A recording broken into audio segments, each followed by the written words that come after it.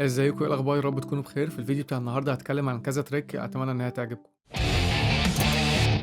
التريك دي بتتكلم عن ازاي اعمل سب جروب تراكس. مثلا عندي الكيك هنا مثلا، فانا عامل تحتها كذا تراك كلهم مربوطين بنفس التراك بتاع الكيك. يعني مثلا الكيك دي رايحه على 3 واللي تحتها برضو دي برضو نفس الفكره. فانا ازاي عملت الحركه دي بحيث برضو ان انا قادر ان انا اقفلهم وافتحهم اتحكم فيهم زي ما انا عايز. فانا همسح دول دلوقتي. اول حاجه بدوس كليك يمين، بعد كده بختار انسيرت تراك، بعد كده بدوس كليك يمين، بعد كده كنترول جي. خلاص هم كده كل اللي هينزلوا دلوقتي يبقى مضمومين. ليها حركه تانية بس انا بحب اكتر استخدم الاختصار اللي انا لسه قايله ده، ان انا بعمل انسيرت عادي تراك واضيف مثلا العدد اللي انا عايز اضيفه، بعد كده بختارهم بدوس كنترول شيفت وبعد كده اعمل لهم سيلكت، بعد كده بدوس كليك يمين وبعد كده بختار جروب ويز اباف تراك، بيتضافوا للتراك اللي فوق على طول.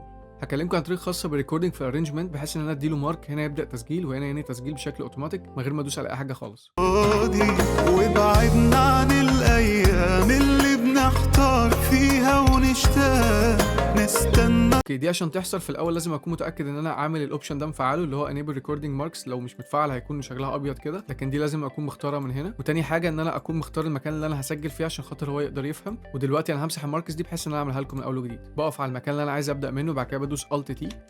بعد كده ده المكان اللي انا عايز انهي فيه، فهدوس برضو الت تي. بعد كده ادوس هنا كليك يمين على دي واختار ستارت ريكوردنج، بعد كده هنا دي ادوس اند ريكوردنج. بس كده اتعمل. وبعدنا نستنى الصدفة. في التريك دي هكلمكم عن ازاي اقدر ان انا اضم كل البلجنز دي في مكان واحد، عشان خاطر انا مربوط بعدد معين. فاول حاجه عشان اعمل الحركه دي هدوس هنا على السهم ده، بعد كده اختار باتشرايز اول. هيسالني هقول له اوكي. بس كده هو اوتوماتيك ضمهم كلهم في المكان ده، واقدر اتحكم في السيجنال ازاي تروح من مكان للتاني من عن طريق الاسهم دي. وفي النهايه بتمنى ان يكون الفيديو عجبكم، وان شاء الله استنوا فيديوز تانية. شكرا لكم.